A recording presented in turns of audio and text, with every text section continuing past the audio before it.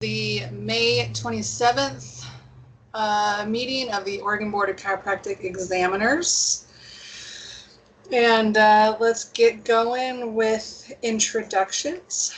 And so I will start. I am Karen Bernick, chiropractic member and president.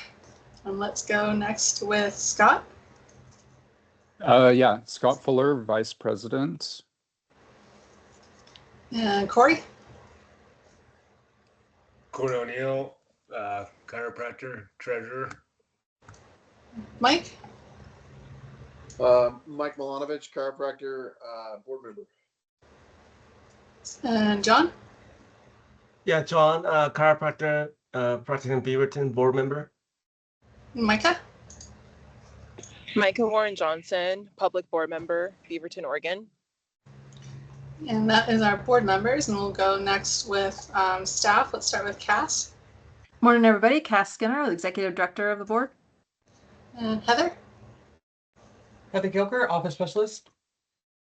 And Miriam. Everybody, Miriam Lara, compliance specialist. Krista. Krista Haskell, operations specialist. And Craig. Craig Kawaoka, healthcare investigator. Excellent. Thank you, everybody. And I think that's all that we've got on here for intros. Okay, so next on our agenda, are there any members of the public that would like to make comments related to or not related to anything on our agenda? I see a hand up from Mike G. But I don't see a face. Mike, you want to talk?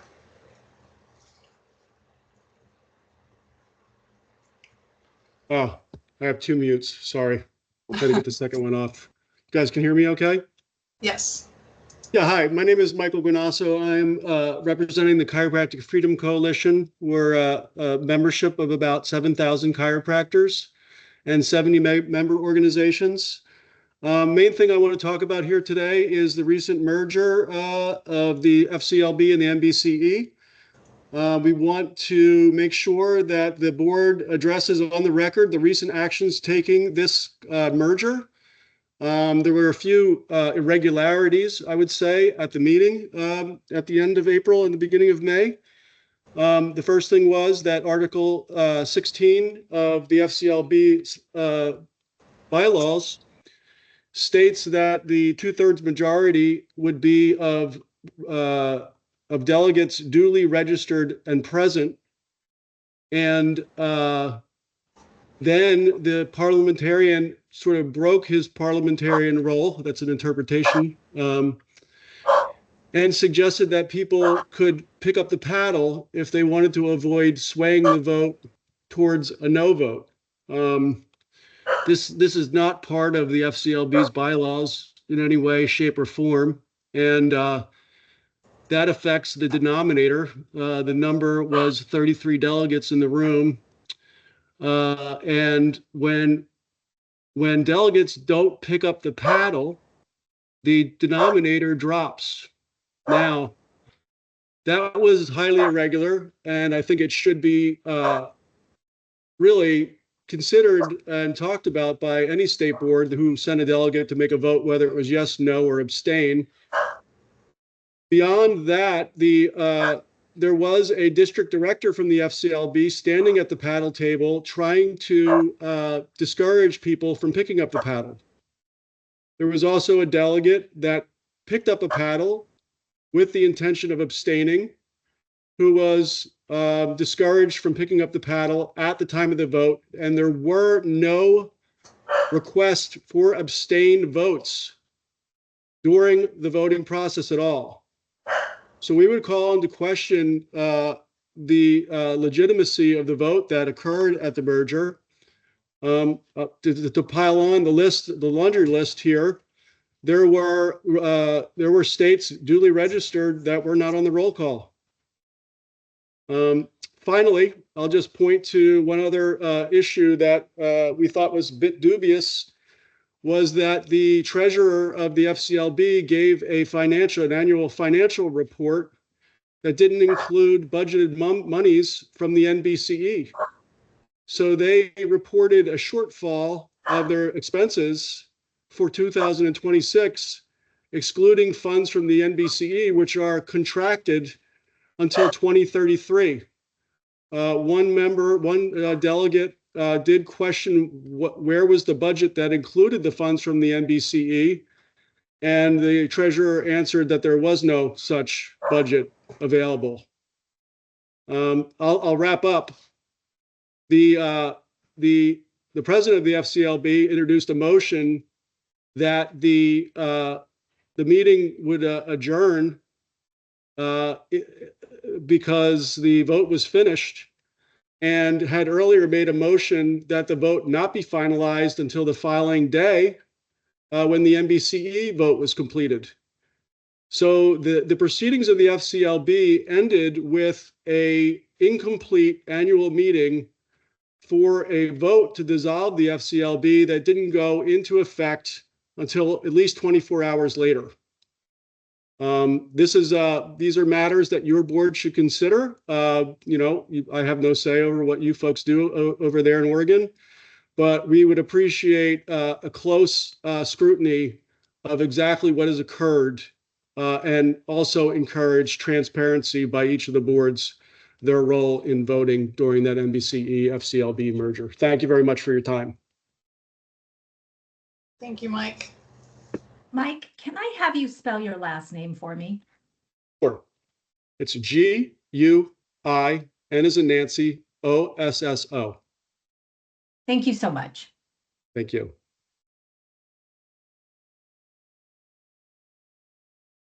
Anybody have any questions for Mike or anything you want to discuss further on that?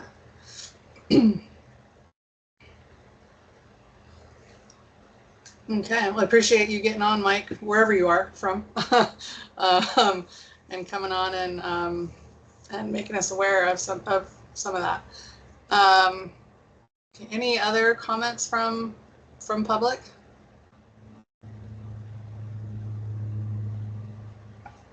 Okay. All right. If there are no others, then we will move on to the consent agenda. Sorry, hopefully you can't hear my dog in the background. There must be an ornery squirrel. Okay, any issue? Okay, so today's agenda, any problems or any issues with the agenda that we were sent out yesterday? I think the amended agenda went out. And hi, welcome, Lori. Okay. And how about the minutes from the March meeting?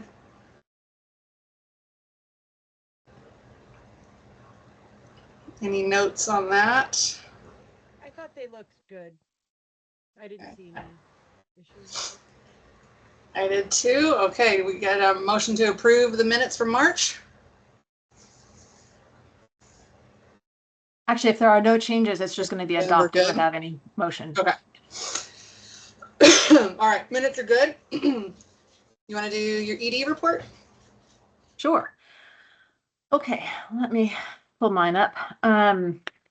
So for our 25-27 budget report as of the end of March of 2026, we have an estimated ending cash balance of $426,916, which translates into approximately about 4 months of expenditure reserve, which is on the tighter side. We really want to be at 6 to 8 months, but we're at 4, which is better than we were a year ago, but still not quite where we want to be. So we're going to watch that pretty closely. I'm going to kind of urge all of our board members and folks of the public that we have board membership and peer review committee membership openings coming up.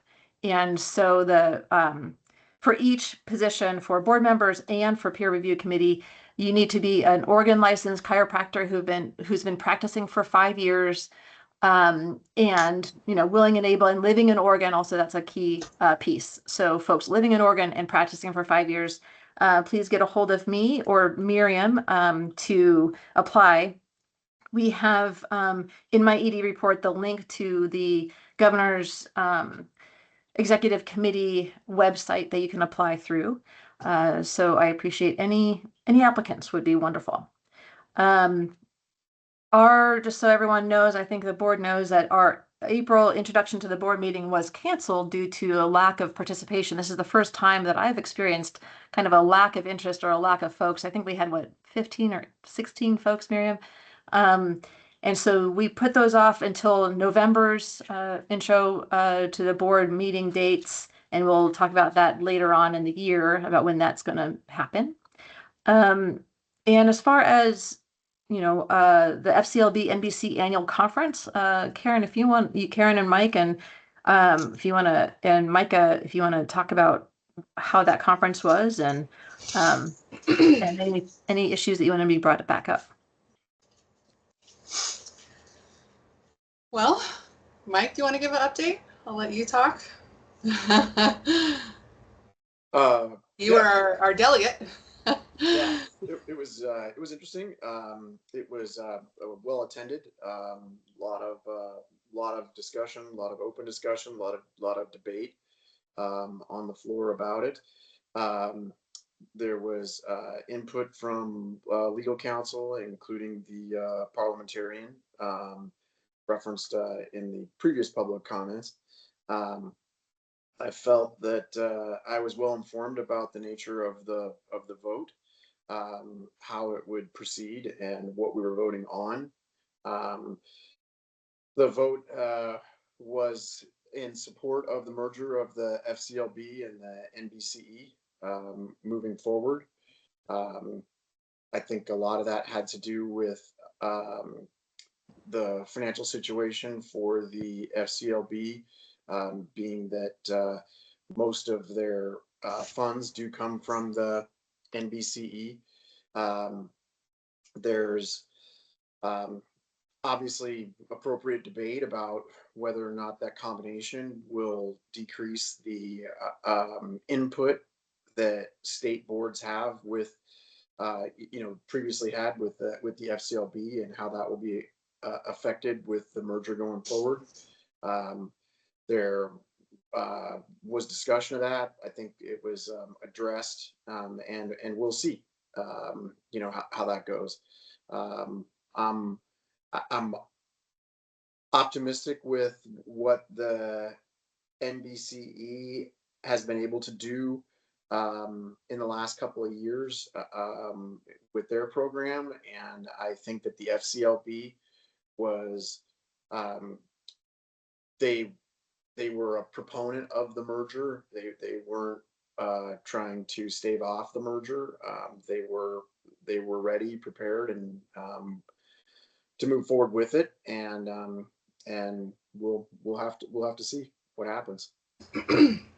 So yeah, that was my take, Karen. Thanks, yeah, Mike. I'm curious to see where it goes with. I'm on the PACE committee, and we had a committee meeting earlier on one of the early mornings, because we're revamping the renewal process.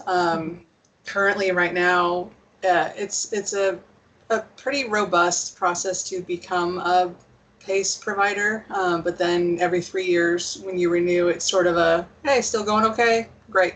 And they want to bump that up. And our FCLB District 1 director was heading up that committee, and now with the merger, she is no longer a director, with just how it worked out. So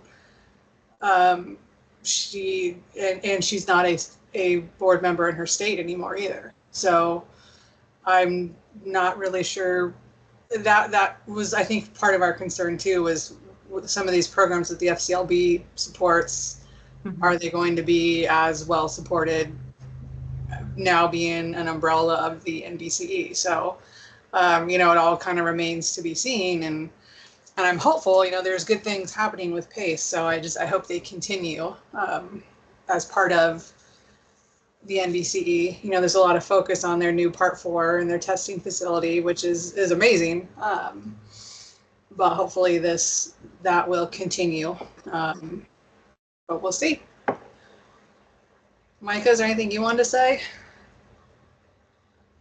I was going to touch base back on the NBCE's new Part 4 facility in Greeley, Colorado. I personally think that it's a really good step forward in encouraging more students to participate in the chiropractic practice and showing that we are, or at least the chiropractic practice is supporting students who are pursuing that career, that it's becoming more well supported. And so there was a lot of highlight during the FCLB and NBCE conference around how we can better support our students and encourage more students to come into the chiropractic field. And so that was something I took away from that experience while I was out there. I will say it was very interesting that the kind of to Mike G's point that there was the one financial report presented, and a lot of it was kind of set up as if they were expecting it to happen. So I don't know how the meeting would have gone differently if the vote was not in their favor. So yeah, I don't know. We're optimistic. So hopefully it'll be positive changes. But yeah, and Mike did great. And Micah, I mean, it was their first time. So, the future is bright. And we also did get to touch base with ABCA. So it was really nice to see Dr. Brandy at FCLB and also to reinforce OBCU's support with ABCA and bringing more exposure to the American Black Chiropractic Association into Oregon. And so that was really nice. I feel, it's important that we're there at the Oregon board, be at FCLB and NBCE to show our support. I understand there was a lot of contingency around the merger. As an observer, I do think that everyone's on the same mission to try and, do what's best. I think, regardless of the option of how we get there, I think it's, we're all still on the same mission. So that's at least my take from it. Great, thank you. And as far as our regional meeting, so District 1 and District 4 has joint regional meeting. That's happening the weekend of Labor Day, which is earlier in the year. Usually it's the end of September into early October. But this year it's early because the meeting is in Anchorage, Alaska. And so based on weather and tourist season and all that, it needed to be bumped up. So we'll be looking at scholarship availability and the like with that meeting and seeing how many of us can go. But looking forward to that piece. Thank you, everybody, for reporting back. I'm glad, new folks were able to go and experience it, especially on such a interesting meeting with all the things that were going on. I want to give a shout out. So the Governor Kotek is actually doing employee town halls for the different agencies around the state. And our town hall, we're joining the other economic agencies, smaller boards and commissions and health professional regulatory boards on June 10th. And so we can put our names in for in-person or virtual attendance at the town hall. And so she's going to take questions from employees. So she's doing, I think some of them started mid-April and they're going to roll through June to talk to state employees around the state. So that's a really good reach out for her. Krista, we have Illumin updates.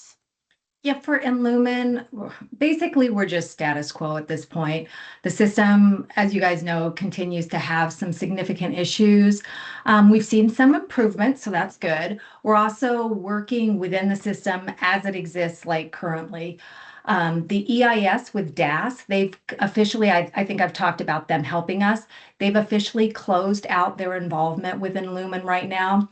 So going forward, that means anything that we need that we're pushing for improvements has to be through contract remediation.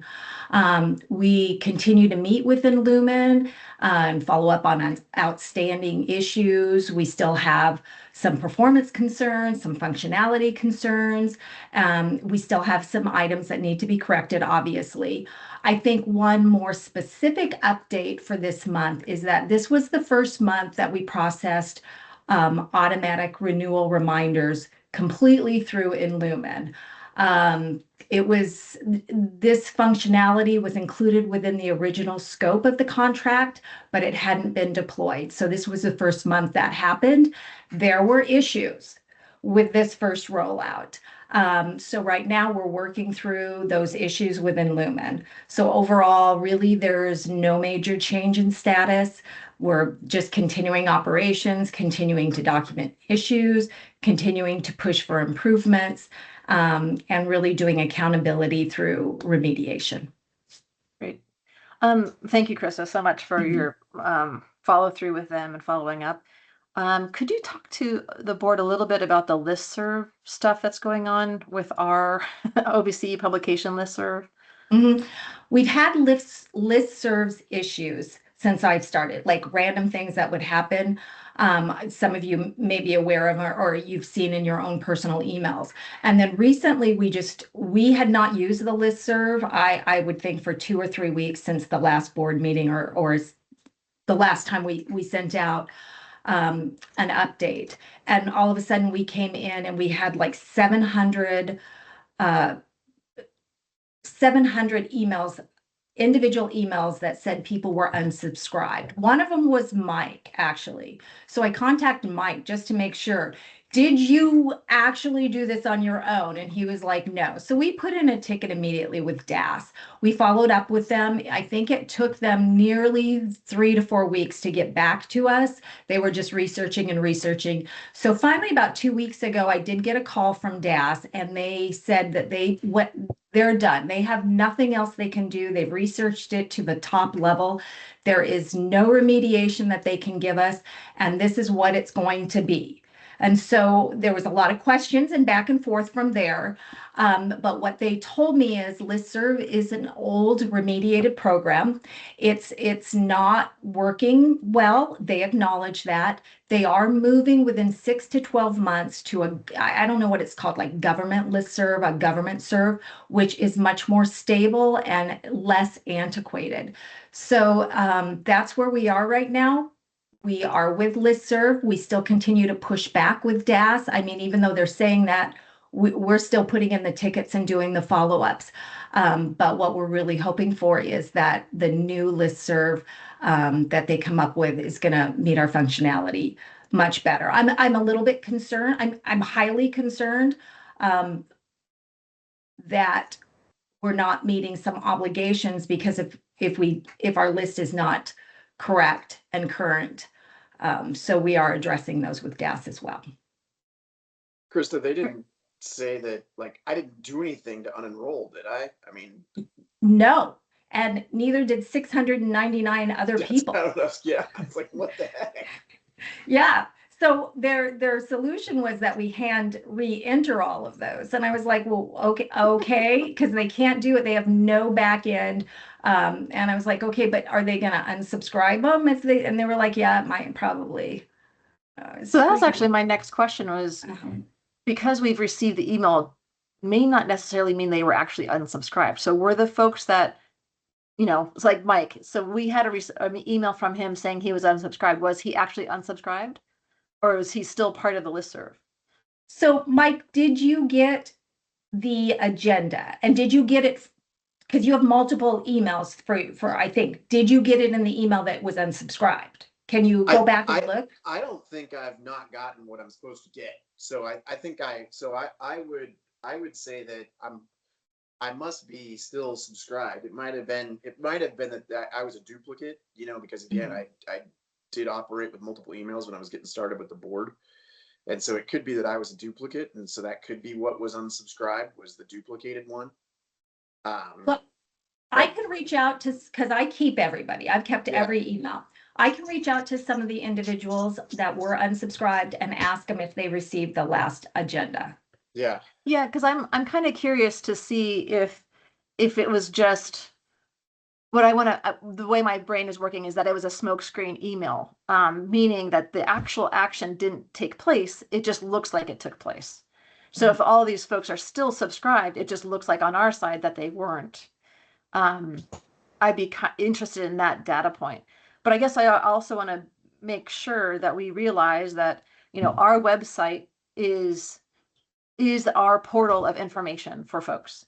And so for those who are going to be watching this on YouTube and knowing this meeting is happening, to get information about our board, our agendas, our public meetings, our meeting minutes, all the things that are happening with our board, please go to our website and do not rely on your listserv email. And so I want to put that out there. Your renewal emails that will come for your license will come through Illumin, and that should be occurring. And so if you're having difficulty or if you're not getting email from us, please let us know and contact us. But our website is the main portal of information at this point. Well, see, then I feel better now. Thank you, Cass.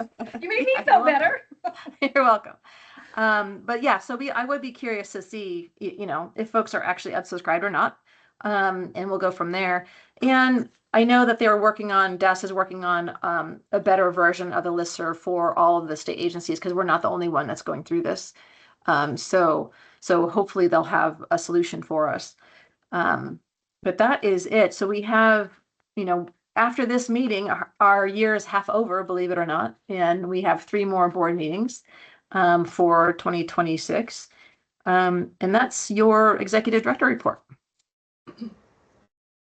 Wow, boom on the nose, right into rule hearings.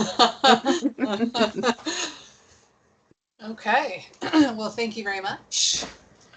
And let's jump right in then yeah, there we go. Duties and obligations of chiropractic physicians to their patients. Okay. Karen, can you open rule hearing with the rule number for me? Oh, yeah. We're going to open it with OAR 811-035-0005. Thank you.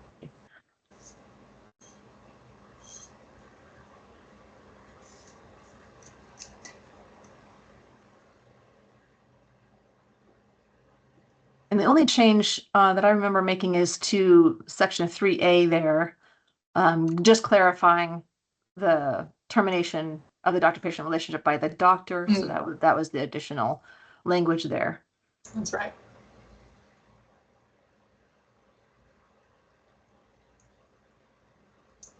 So the question before the board is if there are any other further changes, and if not, if the board wants to make a motion to adopt as amended.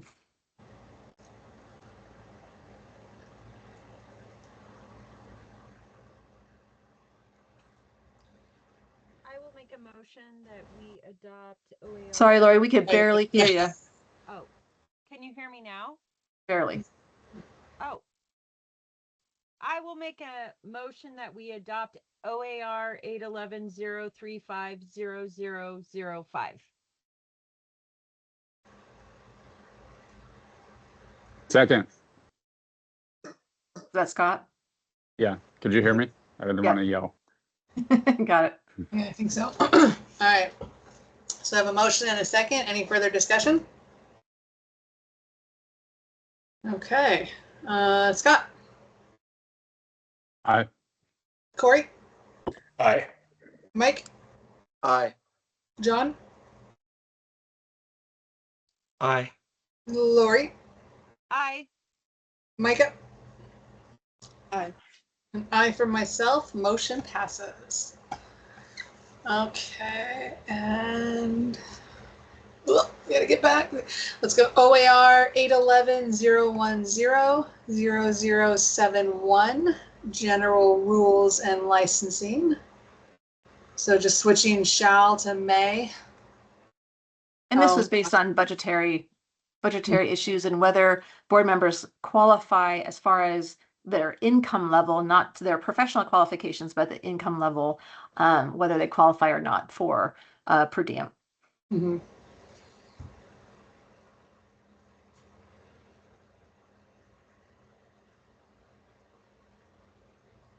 Yeah. Is in number 3, just is it showing that line there because there's no space? Yeah. Yes, it won't show up in the. Okay. Okay, so then I make a motion to approve OAR 811-010-0071 as amended. Second. Mike. Okay. I have a motion and a second. Any further discussion? Okay. Scott? Aye. Corey? Aye. Mike? Aye. John? Aye. Lori? Aye. Micah? And I for myself, motion passes. And then moving on to OAR 811-010-0006, the fee. So on our agenda it says fee notice, but on here it just says fees. I don't know if that matters. I just want to make sure we have what the rule is actually called. Yeah, actually, let me verify that our agenda has the right. I don't think. Oh, yeah, because the numbers are No. different than what you've got up there. So Krista, is it 006 that we should be looking at or 008? I need to stop sharing for a second to go look real quick. Okay. Okay. It should be 8 as fees. 8, yeah. Yeah. Okay. Okay.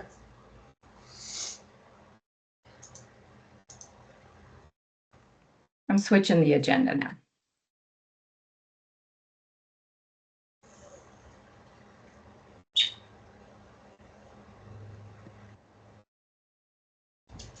Okay.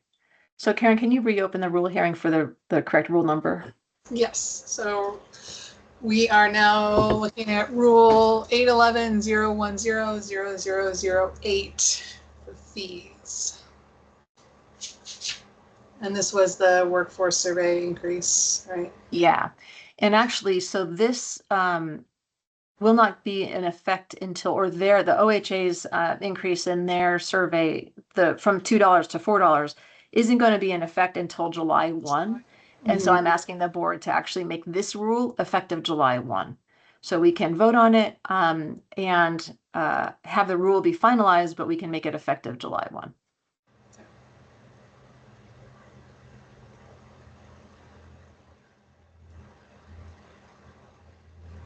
Can we fix that space issue?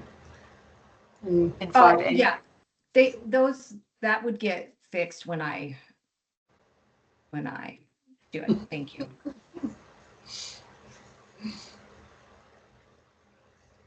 Okay, so then would it be, I make a motion to approve 811-010-0008 as amended to take effect July 1? Yep. Second. Lori?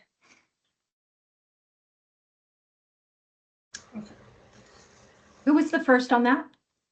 Karen. Karen. All right, so I have a motion and a second. And let's go with Scott. Aye. Corey? Aye. Mike? Aye. John? Aye. Lori? Aye. Micah? Aye. And I for myself, motion passes. Right. And Where do you want to go from here? shortest rule hearing that I can remember. Do you want to go on to the administrative rules? We could. While you're already sharing your screen, we could do that.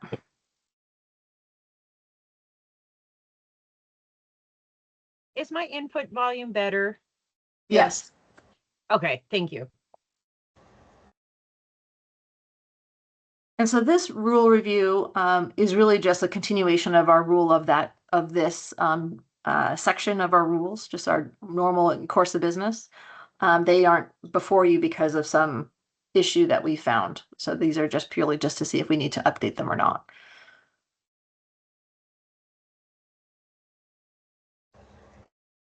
So the issue before the board really is, if changes are necessary, then we would just need to enter rulemaking and have that motion to enter rulemaking.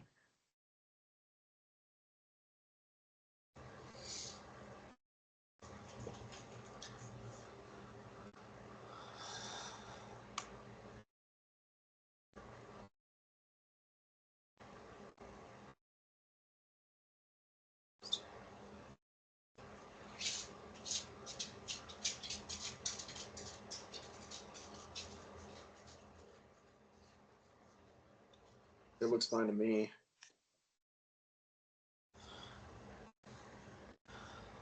So this is Lori, just being kind of the reading it literally.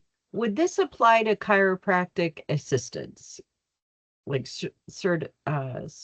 certificate holders? Because we say chiropractic licensees, and that refers to the doctor, right? And so it does, but usually, chiropractic assistants are not billing on their own license. Okay, So these are purely for folks who are billing. Yeah. Okay, just making sure. Mm-hmm. And if you remember, this rule actually came into being because of OHA and the push with accessibility in the healthcare provisions. Yeah.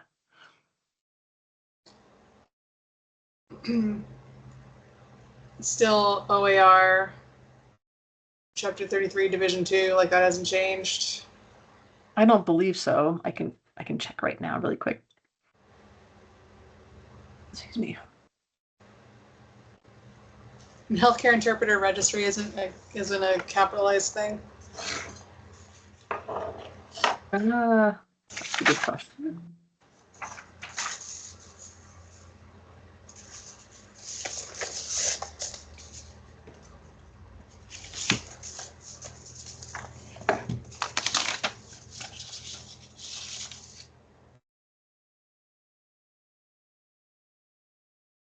Give me 1 sec. Computer's taking a while.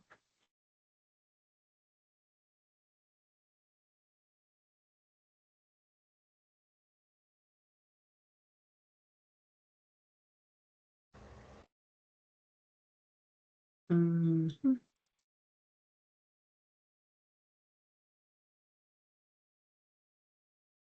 $333 Division 2.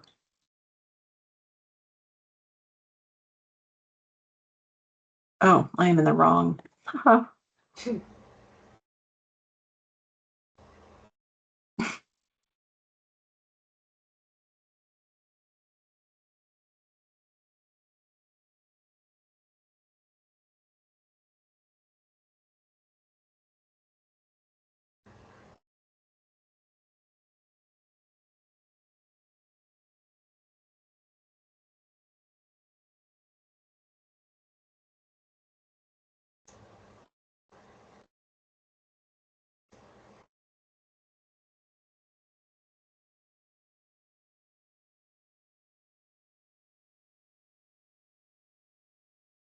Working on it.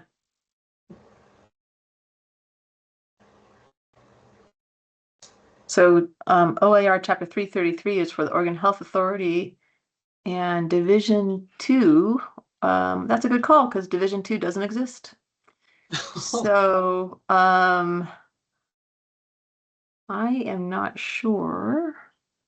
Providing healthcare interpreter must meet the eligibility standards established in OAR Chapter 3, Division 2.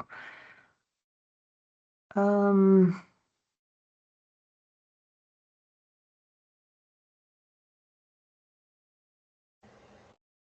I'm just going to review this really quick. Mm-hmm.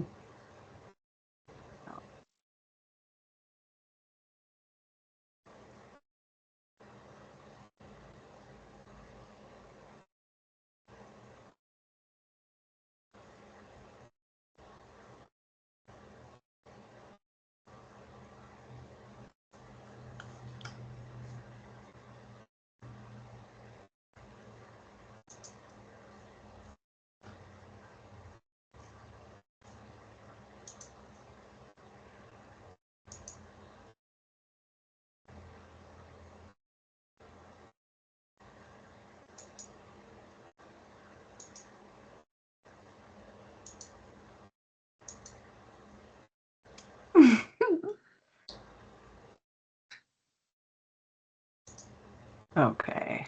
Health practitioner referral. I'm going to try in the future to do all of the rules like this to make sure we get the right numbers and everything for you guys.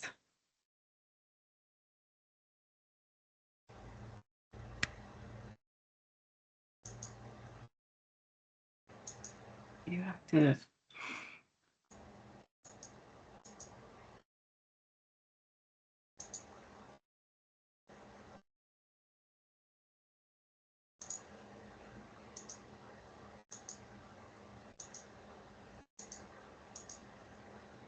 I am not outpatient. Okay. There are 600 divisions in OHA here. So, oh,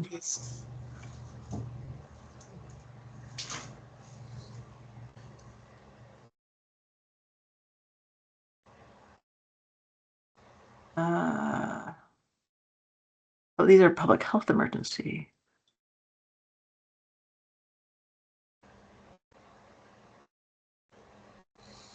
That was COVID related. The easiest way to solve this is actually just to delete Division 2 reference and just have it under OAR Chapter 333. For my own desire, I want to see the actual division that this would be pulled under, but Chapter 333 would cover it.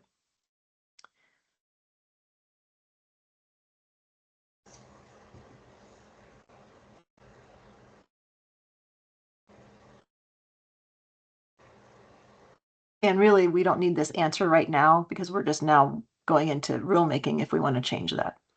So we'll have that answer for you for our rulemaking hearing.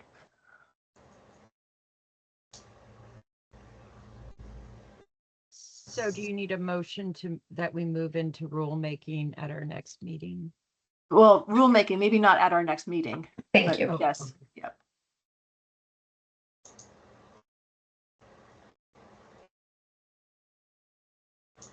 So when? Just that we move into rulemaking? Mm-hmm. Oh, okay. I will make a motion that we move into rulemaking in OAR 811-035-0008.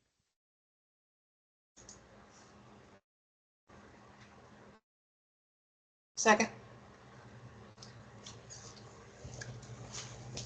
Okay, motion and a second. All right, Scott. Aye. Corey. Aye. Mike. Aye. John. Aye. Lori. Aye. Micah. Aye. And I for myself. Motion passes. Okay, and the next one is OAR 811-035-0019, sexual, unprofessional, or dishonorable conduct.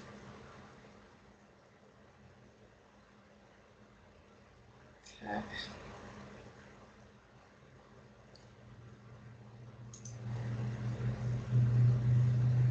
And Cass, just to clarify, we're just reviewing just to see if we need to move into rulemaking. I just remember we worked really, really hard on this one a couple of years ago. This is purely just a status quo review.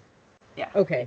Just nothing that we've seen, nothing that's come up that we've seen that needed changing.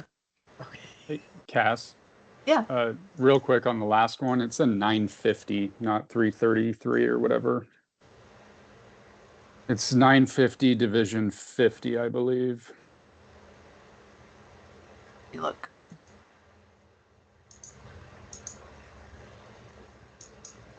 And since we're back on that one, I think the OAR or ORS needs to be changed too.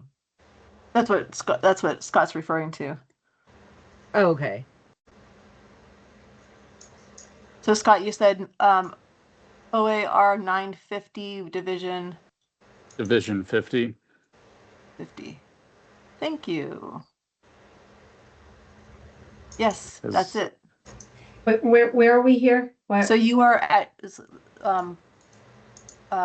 section 2, and it's Oregon Administrative Rule Chapter 950-950. So change 333. Oh, you mean here?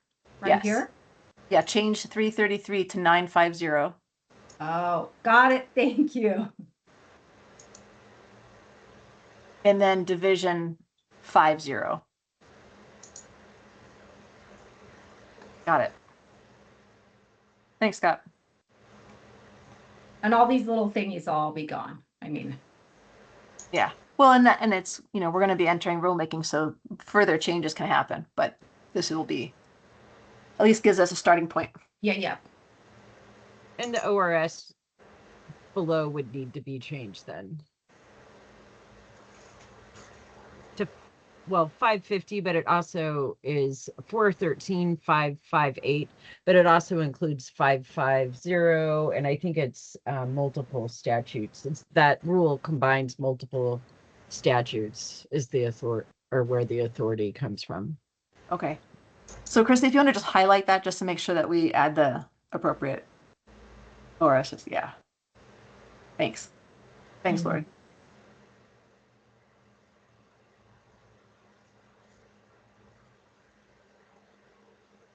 All right. So now for any changes to our 0019?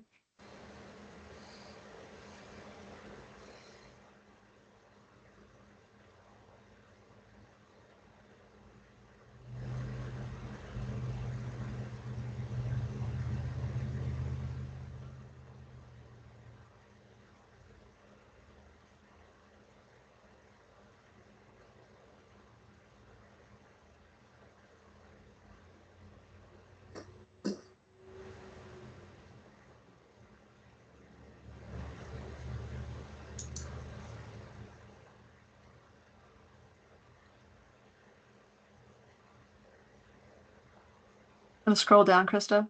I think if there's no changes, then we can just have no action on it, which is perfectly fine for us.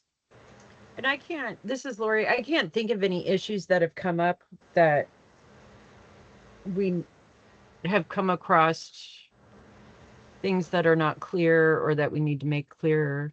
I think yeah. You guys worked really hard on that one originally. Yeah. It's pretty good.